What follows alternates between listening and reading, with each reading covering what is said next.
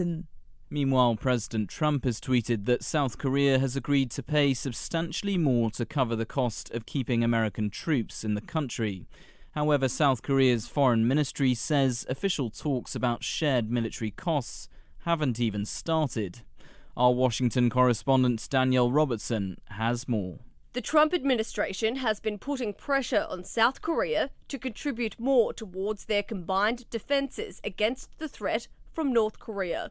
In February, the government in Seoul agreed to pay $926 million for 2019, almost a 10% increase from the previous year. But South Korea says the two countries haven't even started official talks about cost sharing for 2020 and beyond. President Trump's comments come as North Korea ramps up its missile testing, conducting 4 tests in the space of 2 weeks. Danielle Robertson, Washington. And Pakistan is downgrading diplomatic ties and suspending trade with India. The decision comes days after New Delhi revoked a special status for Jammu and Kashmir. Both countries claim the disputed Kashmir region as their own.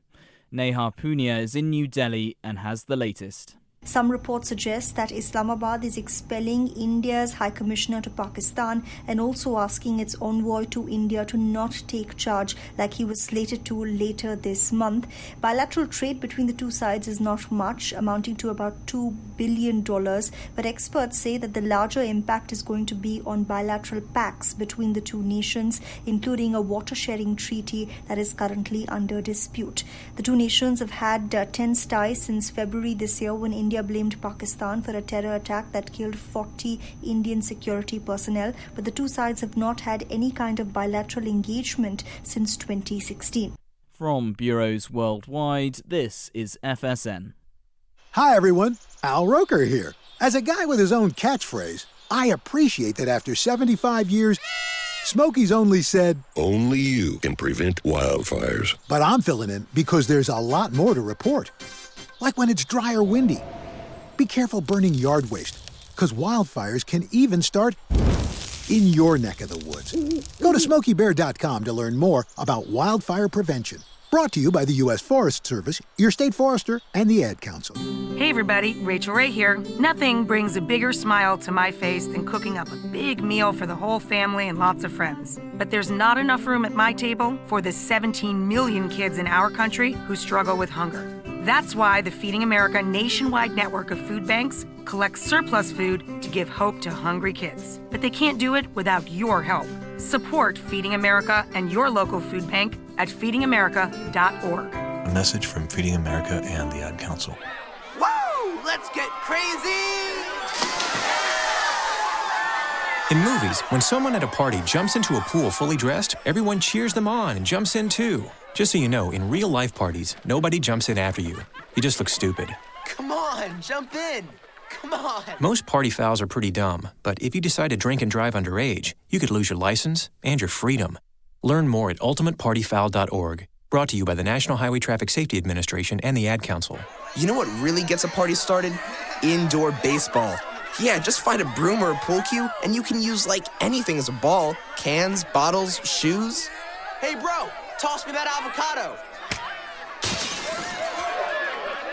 Most party fouls are pretty dumb, but if you decide to drink and drive underage, you could lose your license and your freedom. Underage drinking and driving, the ultimate party foul. Learn more at ultimatepartyfoul.org. Brought to you by the National Highway Traffic Safety Administration and the Ad Council.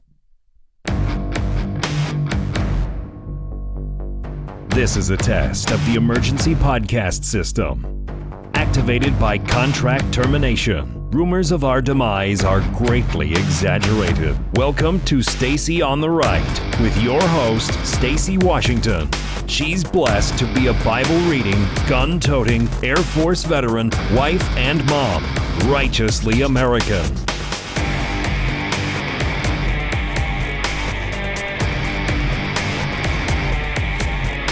I hereby pledge myself, my person and body, to the nonviolent movement.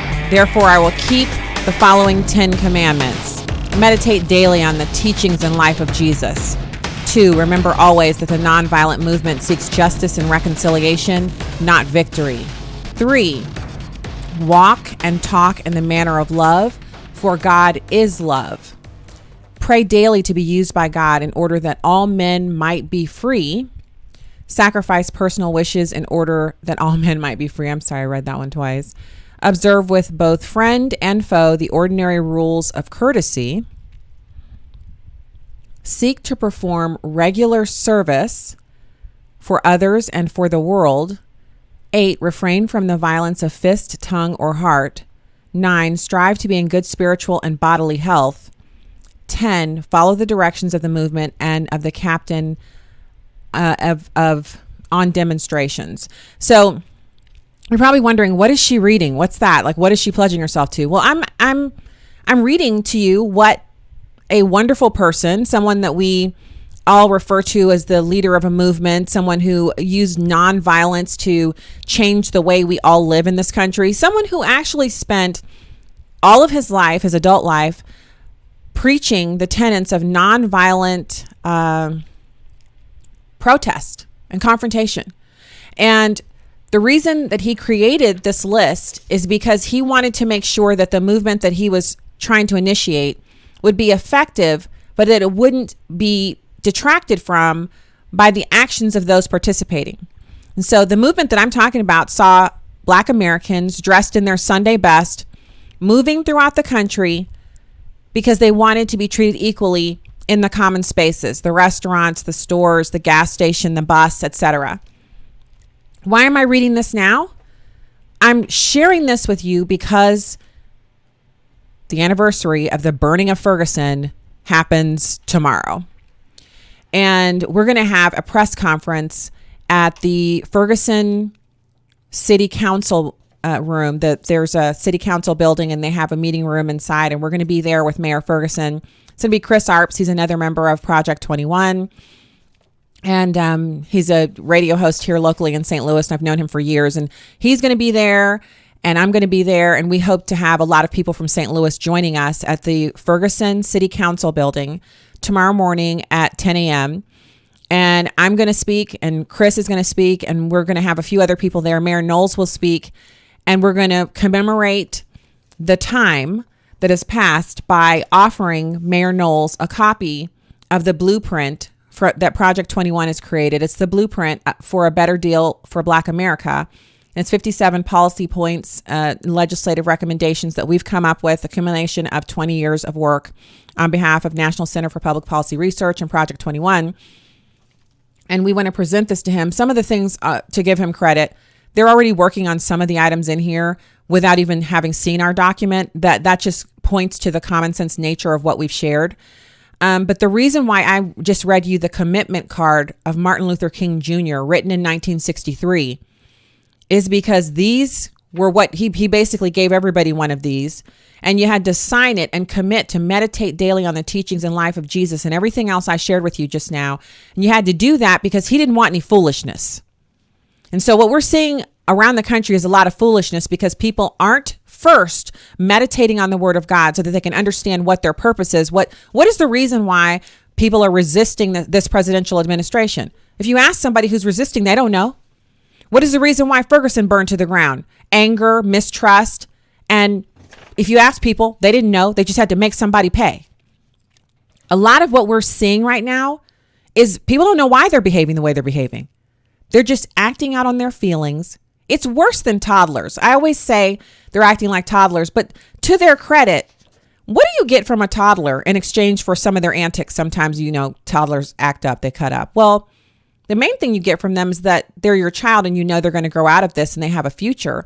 But beyond that, you get lots of snuggles and hugs and kisses from toddlers. They have their juicy little thighs that you sit them on your lap and you just can, they use their tiny little chubby hands and they play with your hands. And there's a lot of joy in hugging and kissing a little teeny toddler and having their little face squished up against your face when you hug them. You get a lot of really great things from having a toddler. And especially when they start talking, if your toddler can talk, just sitting and listening to them talk about things is more than joy and recompense enough for the times that they have their tantrums. But when adults tantrum, you're getting nothing. No juicy cheeks, no wonderful hugs, no sweet kisses. You're not getting any of that sweet little, the way toddlers smell after they've had a bath. You're not getting anything of benefit. And I want to point out, with everybody calling for unity, and we've talked about this a little bit on the show in the past, but I got to say, when people are calling for unity, unless you're talking about the unity that comes from being a member of the body of Christ, then you're not really talking about anything that's real or substantial. And you know why I say that? Because back in the Old Testament, when the Tower of Babel was built, when all of humanity spoke the same language and was pretty much the same, and they were building the Tower of Babel, and God thwarted their efforts by giving them different tongues, he said that we would only be together in Christ. We would only be together when we came together under the mantle of discipleship under Jesus Christ, accepting him into our hearts and knowing that he is our Lord and Savior. That is the only way that we would become unified. And in all other things, we would be disunified. We would not be in unity because the only unity that exists comes from him. So today on the show, we're going to cover a number of different things, but I need you to be absolutely clear about a few things that we have going on the show today. And that is, so last night I went on and I kind of made the announcement on Twitter because I'd been waiting to kind of share on Twitter what's been going on with the show, the leaving of from Urban Family Talk and American Family Radio and all of that. And it's just been such a journey. And I know a lot of people have been here and I appreciate you. And I also want to point out, I was tweeting about it and some people were saying, hey, the best is yet to come, et cetera, et cetera. So now we fully shared everywhere, sent out an email yesterday. It's all good. But we have a lot to do here on the program. We have a lot to do here on this program. And the reason why I say that is because there's a lot of information out there that simply isn't true. And there are a lot of people out there who would really, really prefer not to be angry all the time. But they can't help themselves because they're having their heads filled up with garbage by the mainstream media. And that's why this show exists in part, is to spread the truth from the biblical worldview, to make sure that the biblical worldview is the way that we approach all of these things. So we are going to talk about 71% of Americans saying no to banning the possession of so-called assault rifles. We're going to talk about how new gun laws will not stop mass shootings, and Baltimore being a mess. 3 big issues the city faces. And then we'll kind of recap the 2020 Democratic race as it stands. We're about a week out of the last set of debates, and there's some polling on that. And all of these things, we just want to make sure that we're spreading the truth and that we know what we know. And then everything else is just, it falls to the wayside. So first of all, let's first get into a little bit of truth on, we were talking at the top of the show there about Baltimore. And I'm going to talk a little bit more about the issues. And well, actually, we were talking about Ferguson, but Baltimore and Ferguson, all these, St. Louis, Chicago, all share a few things in common. Lots of shootings, lots of people who are, really just in a bad way. People who are living in America, but not accessing the American dream. Now, I was talking to a friend this morning and I said that, it's funny. Liberals never want to talk about the fact that people with so-called black skin, people who are permanently tanned, who travel here and immigrate into this country legally from Nigeria, the Congo, Haiti, anywhere where the nation is a majority of black people, they immigrate here, they start a business, their kids go to college, often going on to get doctorates and advanced degrees, and those people they never say we can't do X because of racism. They just show up and they bust it. They kill it. And if you meet any of these people, they're just like any other American, only sometimes they have an accent, sometimes they don't. They obviously, sometimes they have a name like where they come from, they're a name that's reflective of the country that they come from. So they don't have an Anglo-Saxon name, but they're just as American as anybody else. And they're very high achievers. So what is that? What is the difference between someone who immigrates here, who is dark skinned from Haiti, and them being successful, outperforming whites on test scores, just doing so well here in America, accessing every part of the American dream, and a person who maybe grew up in inner city Chicago on the South Side? What's the difference between those two people? Well, one of them's never been told their entire life that they're a victim because God blessed them to be born permanently tanned. One of them actually thinks that if I apply the formula, meaning I go to school, I get a good education, and I stay free of crime, free of drugs, free of, children outside of marriage, if I just basically follow what my parents are telling me to do, I'm going to be successful.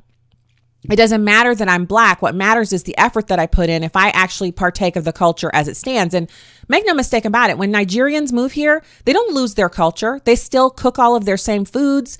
They often will wear, dress from their home. They're very much keeping their cultural, norms. They don't give it up. But what they do is they look around in America and they see the successful people and they move to live with them. They move to the suburbs. They put their kids in public school. They put their kids in Sylvan Learning Centers and after school to learn all the math and, whatever to keep them on grade level or above. And then they move through the experience. Their kids play sports. Their kids get after school job. Their kids learn how to drive at 16. They learn how to speak proper English. And these kids can still also speak the language of their mother country or the parents' mother country. And then they send them to the best college they can afford, coupled with student loans, whatever. And these kids have the same outcomes as the greater population, the majority of this country being white people. But blacks in America, who we have the actual inheritance here. This is the part that really burns me up. Americans writ large, if you're a citizen of this country, you inherit the bounty of this country by nature of you being born here to at least one of your parents being an American citizen. And then when you look at what you're born into, it's a land of opportunity, not guaranteed results. So that opportunity then says it's really incumbent upon your parents to make wonderful decisions on your behalf in the beginning.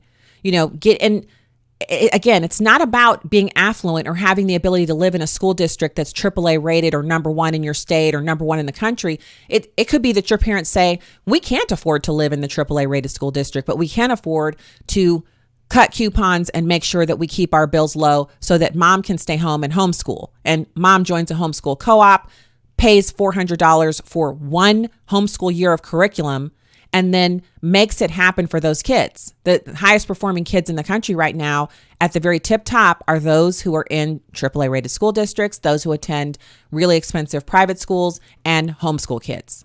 So you have an equal chance if you decide, hey, we're not going to pay for a $350,000 house in a AAA rated school district that doesn't suit our needs. We're going to just live where we can afford to live, maybe in the city. Maybe we're going to buy a house for $85,000. We're going to enjoy a low cost of living, and the mom is going to homeschool, right? So it's not about the actual place where you find yourself. You can live in the inner city. You could even be in a poor neighborhood, but if you're determined, like Ben Carson's mom was, Dr. Carson's mom couldn't even read, but she made sure her son's got a fantastic education. In a public school, in an inner city, she made sure they were reading at night and going to bed to the sound of her voice reciting multiplication tables. And her son did the first surgery of its kind. He's an innovator. So it's not about where you live or how much money you have. And if you're a Black American right now, and if you're not tuned into Stacy on the right and some others that I would say,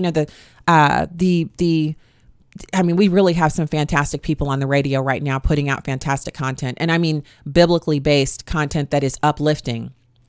But if you're not one of those people who's tuned into that and you just listen to MSNBC and CNN, then right now you're embroiled in an anger fest over the president saying that there's an invasion at the southern border and 2 mass shootings that happened that if you don't live in El Paso or Dayton, they don't directly impact you. And aside from knowing the news and praying about it, you shouldn't be spending hours of your day arguing with people online, social media about it.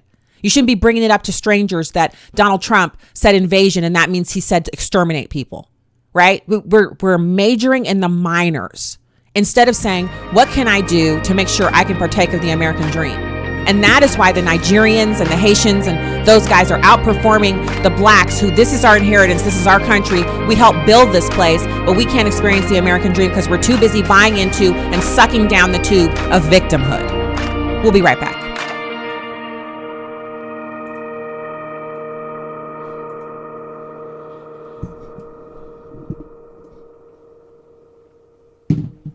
I'm little teapot, short and stout. Here is my handle and here is my spout. No, Dad, like this. When I get all steamed up, then I shout, tip me over and pour me out. This is WWE superstar Roman Reigns. It only takes a moment to make a moment. Take time to be a dad today. Visit fatherhood.gov, brought to you by the U.S. Department of Health and Human Services and the Ad Council. Wake up and text. Text and eat. Text and meet up with a friend you haven't seen in forever. Hi. Oh, hey. Text and complain that they're on their phone the whole time. Text and listen to them complain that you're on your phone the whole time. Text and whatever. But when you get behind the wheel, give your phone to a passenger. Put it in the glove box. Just don't text and drive. Visit StopTextsStopWrecks.org. A message from NHTSA and the Ad Council. Okay, kids, Dad's gonna teach you how to dance. First, spread your feet apart. Then, pump your knee, nod your head, shake your hips, and bite your lip ever so slightly. Now, with one hand in the air, point at people with the other hand. I call that the rock star. Dance like a dad. It's a great way to make a moment with your kids. Now, make a face like it just smells something bad. Visit fatherhood.gov, brought to you by the U.S. Department of Health and Human Services and the Ad Council. Jill, why don't you tell the class what you did this weekend? Well, my dad and I went in search of some magical minnows and found a zillion of them in the stream from our lookout rock. Then my sister and I escaped from an evil slug king and went back to my super twig fort for safety. Then we told stories till it got dark, and the Big Dipper led us all the way home. Where were you, Jill? We went to the forest. It's not that far away. Ask your parents to take you and your friends to the forest this week. It's closer than you think. Check out discovertheforest.org. Brought to you by the U.S. Forest Service and the Ad Council. Welcome back to the Dog Show. Up next, we have Satchmo. Satchmo is a member of the Shelter Pet Group. That's right, a group known especially for their couch-snuggling, ball-chasing, face-licking, and, of course, companionship. Now, let's see him in action. Look how he makes eye contact with his person. That's actually known as the treat stare. How intuitive, and now he appears to be excitedly turning in circles. Ah, the happy dance so common with this group. But really, the best way to know an amazing shelter pet like Satchmo is to meet one. Visit theshelterpetproject.org today. Adopt. Brought to you by Maddie's Fund, the Humane Society of the United States, and the Ad Council. Steven. Who said that? Me, down here. Ugh, what are you, a yellow booger? I'm a banana slug, Steven. What are you doing in my room? I'm your sense of adventure. It's been a long time since we've had an adventure in the forest. Mom took me to the forest last year. I'm a slug, Steven. It took me a long time to get here. You're right. I should get out. Yeah, the forest is not that far away. Hey, Mom! Come to the forest where the more adventurous you lives. Check out discovertheforest.org for cool places nearby. Brought to you by the U.S. Forest Service and the Ad Council. Welcome back to Stacy on the Right.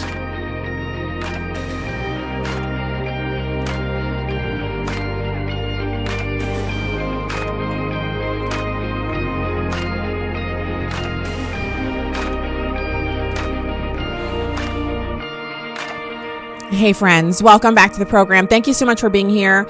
If you know someone who's interested in advertising on a podcast with great download numbers, this is your best bet. info@stacyontheright.com is where you can find out more. I'll email you back myself with some information on the downloads and how you can get your ads playing on our breaks and have access to this fantastic audience. And I got to say thank you to the Patreon supporters. And if you're interested in supporting the show, it's patreon.com/StacyOnTheRight. I'm forever in your gratitude if you are a monthly supporter here on the show. We need to grow that number of people. We also can receive your assistance through PayPal. It's paypal.com/ I always mess that up. paypal.me/StacyOnTheRight. You can give that way too. Listener supported radio. I don't need the numbers that I had back over at AFR, but I could certainly use more to get this show, keep it running and to keep our costs covered for all of the fantastic equipment and everything that we're doing here. So right now, I want you to hear, I think it's a police chief of Chicago talking about last weekend's treacherous, dastardly, it was just like a really rough weekend for them as far as citizens of Chicago getting gunned down. Here he is. I keep hearing Democrats talk about reparations. No, that's not it. I met Secretary Cobb. Okay, I don't know if we have that here. I can definitely check on that for next segment. But he was talking about how many people were shot. 57 people, I think. And then on top of the shootings, there were... I'm just asking which button that audio is on. On top of the shootings, there were also just a kind of crazy, ridiculous so 7 people died. And again, so where's the news story on that? And I understand a lot of news people are tired of reporting on Chicago. It makes them look bad. It draws a lot of negative attention to Chicago, and it makes the leadership there look bad, and they feel like there's nothing they can do about it.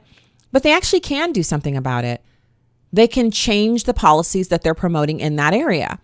But they're not going to, because it's perfectly fine to push forward the idea that Democrats have solutions. But then when you look at the results that they're getting and they don't see solutions, then you have to kind of shut up about that, push out some propaganda instead.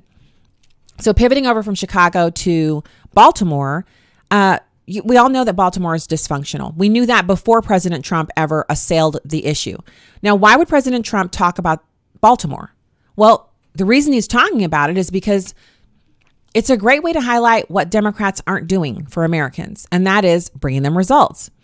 Now, remember, this all started with President Trump saying that Elijah Cummings has been a brutal bully, shouting and screaming at the great men and women of Border Patrol about conditions at the southern border, when actually his Baltimore district is far worse and more dangerous. His district is considered the worst in the USA.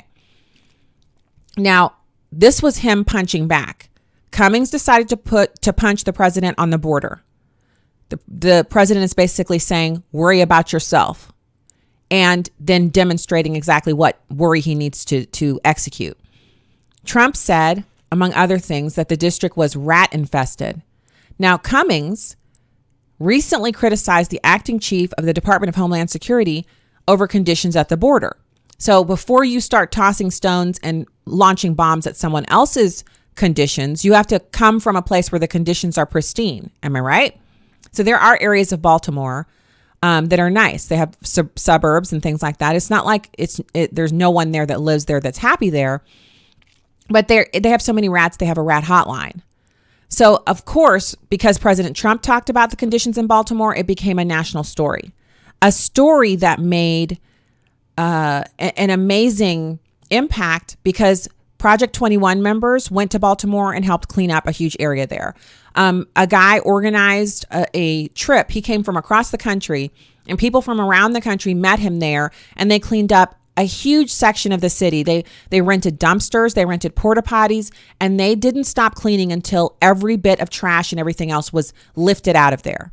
Now that's the American spirit at work, and I loved seeing it. But again, why would people from outside of Baltimore, outside of Maryland, need to come in and clean up areas of Baltimore when Representative Cummings is a multimillionaire? Why didn't Representative Cummings just say, look, I'm not going to do this all the time, but I'm definitely going to clean stuff up and show people how this can be done. And I'm asking the people in the community to show up. We're going to have a cleanup day. I'm going to be there with my gloves on. I'm going to help clean this place up. And I want the people who live there to help clean this place up. And then I want to sit down with them and talk about how we can create a plan so it never gets back to this area. Because remember, rats show up when there's trash. Rats spread disease, and having rat infestations means that you've got a problem. So trash removal is an issue there. Rodent infestations have become so bad that former Mayor Catherine Pugh, who recently resigned over allegations of corruption, you remember she wrote the children's book, then made all of the departments in the city purchase it, and so totally corrupt. She said in the television interview that she could smell the dead rats while touring parts of the city. Again, Catherine Pugh, who made $500,000 selling her book to state departments, why didn't she say, I'm donating? I mean, let's face it. My husband and I have rented dumpsters before to do home improvements here at our house. So you can rent an 11-ton dumpster and fill it and have it hauled away for around $500. Depends on, like, if you go over 10 tons, they charge you extra because at a certain point, there's still room in the dumpster, but it's so full that a regular truck can't pick it up. So a extra heavy duty size truck has to pick it up, and that is an extra fee for the fuel and different resource. And that's here in the Midwest. It might be more expensive in Baltimore since that's the East Coast, but I seriously doubt it. Any person who has $500,000 in profits from book sales could definitely take just 10% of that or 1% of that, and they could put dumpsters on the street there and ask people to fill it. They could send different departments of the city out to pick up the trash and put it into the dumpsters that she rented with her own money. And so this is where, again, liberals just really fail the test of how much they really make their feelings become reality. Liberals are the ones who say that they love America and that they have all these feelings about America. Liberals are the ones who say they love people and they love the poor. Yet at every turn, rich liberals do not take their money and make things happen for poor people. They just don't. They want the government to do it. They want other people to have money taken from them to do it. They have all the ideas, but they don't have any of the action, even when they're rich and they have the means to do it. Now, I'm honestly, this is what it kind of drives me a little bit crazy. Just think through this with me real quick. What if every rich person in Maryland said, we're going to make sure that Donald Trump is a liar and that anything that's going on with Baltimore, specifically, that Baltimore is at least very minimum a clean and safe place to live? What if they said that? So who are the richest people in Maryland? Well, Google is our friend, although I don't use Google, I use Bing. The richest person in Maryland is Ted Lerner. He lives in Chevy Chase. So I'm going to give you a list of some of the rich people there. And I bet you some of them are Republicans and some of them are Democrats. But the point is, if you really have Trump derangement syndrome that bad, then you probably would want to do something about the way he's talking about Baltimore. So here you go. Ted Lerner is worth $5.5 billion. Mitchell Rales, $3.7 billion. David Rubenstein is worth $3 billion. Richard Marriott, $2.6 billion. Stephen Bisciotti, $2.6 billion. Bernard Saul, $2.6 billion. Bill Marriott, $2.5 billion. Dan Snyder, $2.3 billion. Kevin Plank, $1.5 billion. And Ted Leonsis, $1 billion. It doesn't say what their political affiliations are. I found this information on Celebrity Net Worth. See how easy it was for me to find? I intentionally did not pull it up and have it as one of the show links because I wanted you to see how simple and easy it is. If Elijah Cummings wants to level his guns at somebody and he really believes in wealth redistribution, why doesn't he go after the top 10 richest people in the state of Maryland and ask them to help him clean up Baltimore? Instead of trying to shame regular Americans from around the country who have zero to do. I got no investment in Baltimore. Why would I? We have our own poor people here in the state of Missouri. We have our own, they're not rat infested. Admittedly, the city of St. Louis makes Baltimore look like the city of St. Louis is nowhere near, it's not even the same universe. We have poverty stricken areas in the city, but we don't have rat infestations. So why do I need to worry about what's going on in Maryland? How come I can't just worry about what's going on in my own state where my taxpayer dollars are actually being used? So again, do I believe that it is the responsibility of these top 10 wealthy people in Maryland to pick up the slack in Baltimore? I mean, that's not normally the way I approach things, but I do think that if Cummings wants to attack anybody or have a hissy fit about the conditions in his district, he's got to be willing to take up the mantle of responsibility himself. He's got to get together with the mayor of Baltimore and say, I'm putting in some cash and I want to put a call out to the top 20 richest people in the state of Maryland to help me clean Baltimore up. And when we get together and we pool our resources and my ability as a member of Congress to come out and get eyeballs on this situation, we can clean this thing up once and for all. And doing it ourselves means we circumvent this person we don't like named Trump, who's talking about us and saying bad things about us. We don't want to give him any ammunition against us. And by the way, we're liberals and we believe in helping the poor and we believe the rich people should do it. So this just fits right in with our mantra. If liberals did that across the country, then conservatives would have to take a moment and say, okay, liberals are actually cleaning up inner cities. They're actually using their idea, which they believe in wealth redistribution. They're actually getting wealthy people to agree to redistribute their wealth down to poor people to fix problems. The only issue is you and I both know that all of these top 10 richest people in the state of Maryland, they already pay the majority of the tax. Our tax system is progressive. The more money you make, the more tax you pay. These rich people have already paid probably, but amongst the bunch of them, billions of dollars in tax over the course of their time there in Maryland. And they probably are thinking, well, why do we need to pay more? You're already scraping us dry with the tax burden that we currently have.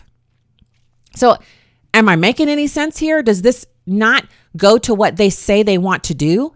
They want a bigger income tax at the federal level, but it's not because they want to fix inner city conditions with that money. It's not, they don't want to increase the wealth tax so they can funnel that money back down to poor people. They want it so they can spend it on their projects and give kickbacks to people who have donated to them. And the reason they don't approach Ted Lerner and Mitchell Rales and David Rubenstein is because some of these guys have already written them big fat checks. They've already paid Elijah Cummings' campaign expenses through huge maxed out donations. They've already paid. And they didn't pay to clean up the city. They just paid for access. Do you see how that circumvents all the poor people that the Democrats claim to care about? I mean, we're down to the nitty gritty here. If you care about poor people and you believe rich people should be made to pay for them, instead of getting campaign donations from rich people, Elijah Cummings, why do you not just say to them, instead of giving me the maxed out donation for my campaign this year, how about if you pay that money to this particular dumpster company and this cleanup company? And they're going to go to Baltimore and they're going to clean that street up, and they'll do it every 6 months or once a month or whatever. Also, this lifestyle management company is going to go in and train the citizens of Baltimore and tell them how to keep their streets clean. Now, I know you're probably thinking, oh my gosh, Stacey, are you kidding me? Well, obviously the people there don't know how to keep their streets clean. The city doesn't know how to keep the trash picked up on a regular basis. Otherwise, how does the trash pile up? Now, I know this is basic for all of us. We know if I don't have the kids or myself or my husband, if someone doesn't take the trash out of the kitchen to our trash can that's outside that's picked up once a week, the trash will pile up in the kitchen and the kitchen will begin to stink, and mice and other things will come into the house and begin to feed on the trash. This is so basic. You can ask a kindergartner, what happens if you don't ever empty the trash? And they'll tell you. Bugs might show up. Animals might come inside. That's what kids would say. So the fact that grown-up adults don't seem to know this, I know it boggles the mind, but we know they don't know this or they've ignored it because Baltimore has a trash problem. So does Los Angeles. You know, San Francisco has the poop problem. I mean, there's problems. But again, how does yelling about President Trump or screaming about the border help the people of Baltimore? It doesn't. That's the answer. So this article over at the Daily Signal, which is linked in the show notes at listen.stacyontheright.com, outlines a few things that can be done. Well, three reasons why Baltimore is currently so dysfunctional, and I'll give you the other part of that in just a second here. So, first of all, there's a lot of violent crime. A total of 342 homicides occurred in Baltimore in 2017, which was the highest homicide count in the nation for the year 2017. To put that in perspective, according to CBS News, Baltimore's murder rate was twice that of Chicago, a city that has become notorious for its own violent crime. That means it puts Baltimore ahead of St. Louis as well. But per capita, we're always the winner because we have such a tiny city. So there's an incredible statistic. Baltimore's homicide rate is so high that under current U.S. asylum laws, the residents could qualify for refugee status in the United States. Baltimore residents qualify for refugee status in the rest of the country because they live in a place with a murder rate that is so high. Baltimore has a murder rate of about 50 per 100,000 people, putting the U.S. city in the ranks of Jamaica, Venezuela, and El Salvador in terms of lethality. They also have high taxes and high poverty, crushing poverty and sky-high taxes.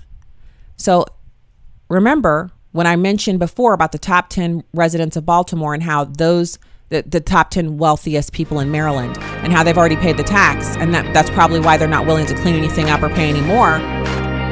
Well, there's a connection there. High taxes, high poverty, turned off rich people.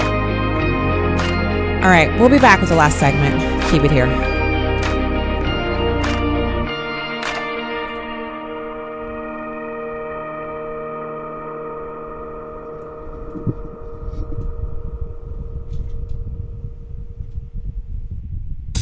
Man, do I love card night. You ready, boys? You got a king? Go fish, Dad. Oh, come on. This is WWE superstar Titus O'Neil. It only takes a moment to make a moment. Take time to be a dad today. Learn more at 877-4DAD-411 or visit fatherhood.gov. Brought to you by the U.S. Department of Health and Human Services and the Ad Council. Hey, Kevin, thinking about saving for retirement? Yeah, but how do I start? It's easy with Avo, a retirement coach. Let's learn the Avo bet. A is for taking action. Not anxiety? No, Kevin, you're gonna be fine. You sing? Barely. V is for variety. Huh, change up my strategy. Okay. O is for optimize your savings. Let Avo lead the way. Visit aceyourretirement.org today. A message from AARP and the Ad Council. Some knowledge belongs to us and us alone. The way our girlfriends walk, talk, touch their hair. Details that only a sister can know about her girls. But what about our other girls? The ones we carry with us every day. Our bond with our sister girls gives life. But knowing your breasts can save it. Go to knowyourgirls.org for the facts you need on breast health. Brought to you by Susan G. Komen and the Ad Council. Listen, as a hiring manager, I've got to tell you, the best job candidate isn't always the typical candidate. Sometimes they're a grad of life. Meet the grads of life. Young adults of unique determination and experience. An ideal fit for your company in an entry-level position, internship, or mentorship. They might not have every qualification you typically look for, but they're exactly who your company needs. Sometimes the best candidates aren't the ones you're used to. Go to gradsoflife.org to learn how to find, cultivate, and train this great pool of untapped talent. Brought to you by the Ad Council and gradsoflife.org. Why was the basketball court all wet?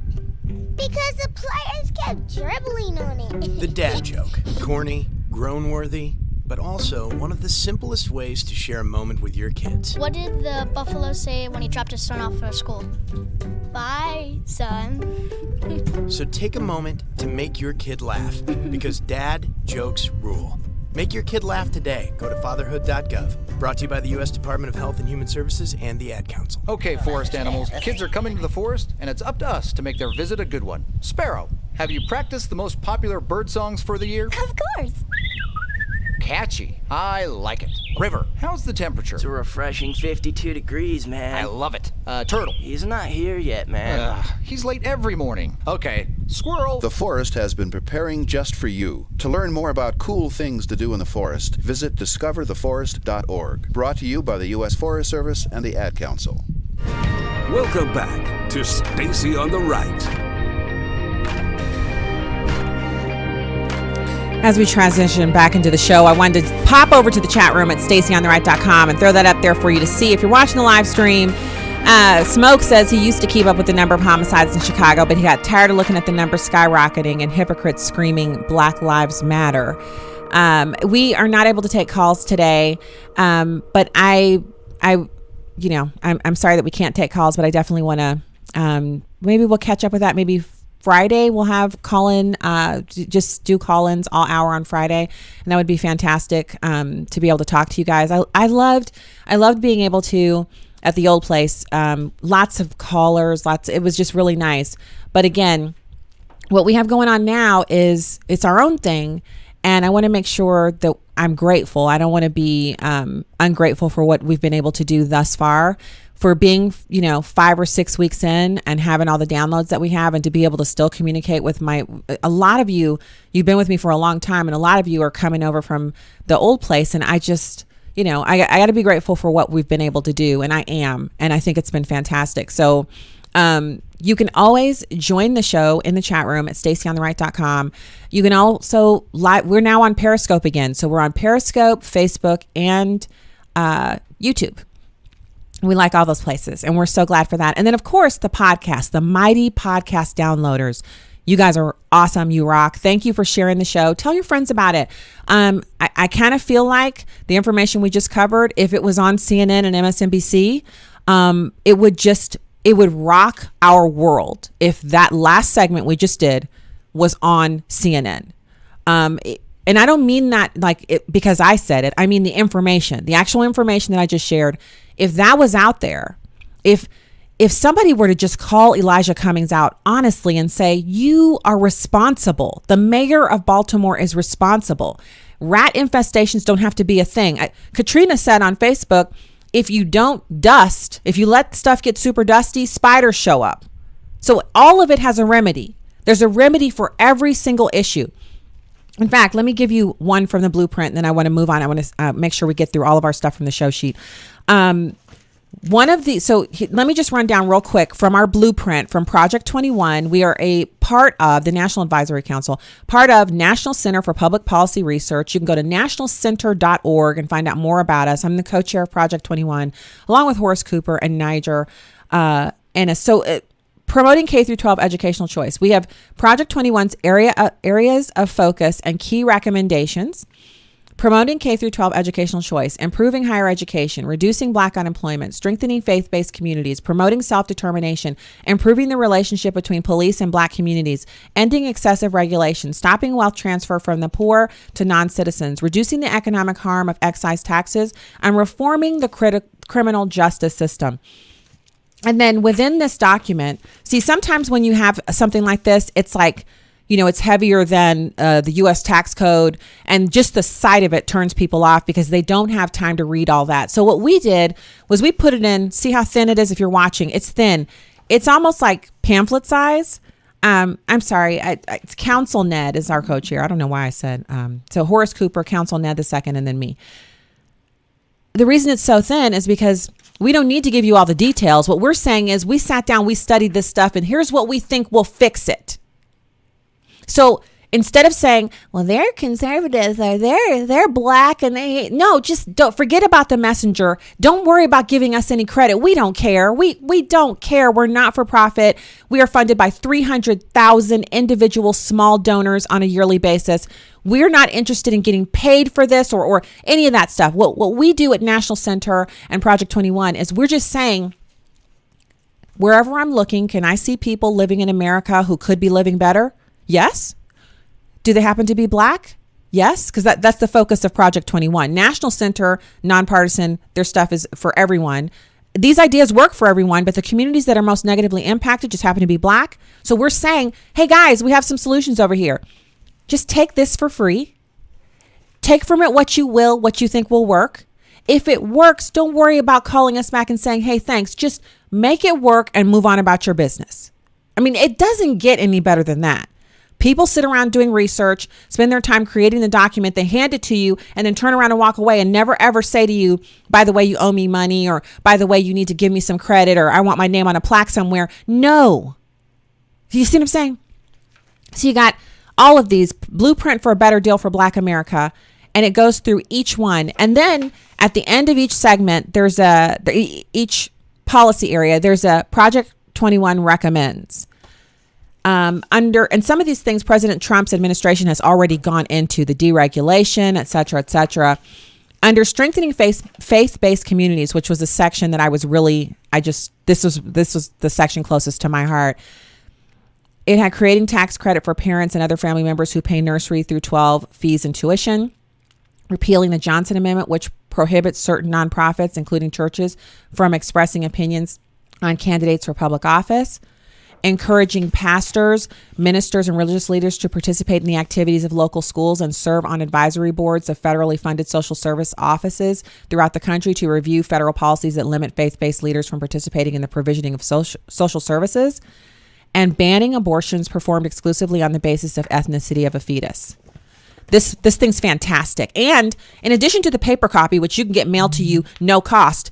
I mean, I have 20 copies right here in my office. I hand them out too. You can also find this document online. Just go to nationalcenter.org, click on the Project 21 link, and you can find it. Go there. You can download it for yourself. You can email the link to anybody you want. It doesn't get any easier than this. We have ideas. We put them in a document. We've proven it with research and data. And then we're saying to you, just take it, use it, do what you can with it, improve other people's lives. So back to the story here over the Daily Signal.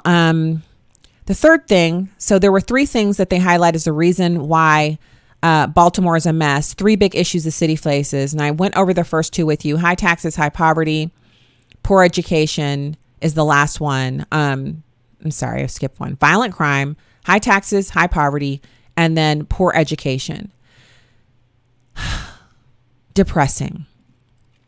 Could be fixed. Could be remedied. Could be made to be better. So we're obviously, I'm not going to dwell on the whole richest people in Baltimore thing. It is what it is. There are solutions. There are things that could be done. And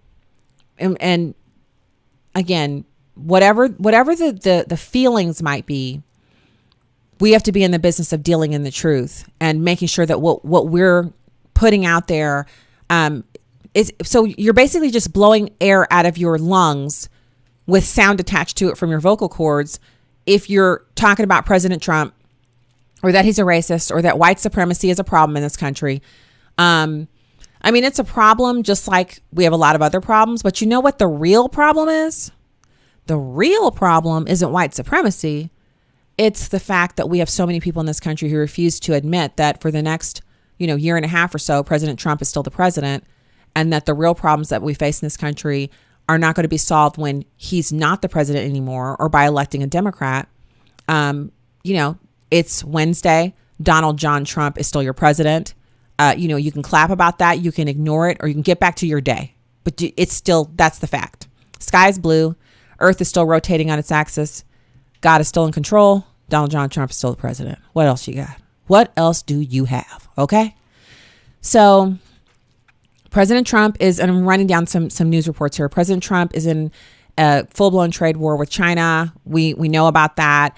A federal appeals court has revived former U.S. vice presidential candidate Sarah Palin's defamation lawsuit against the New York Times. This is the second U.S. Circuit Court of Appeals in Manhattan, said that the judge who dismissed Palin's case ran afoul of federal rules designed to ensure fairness. So we're going to see more about that.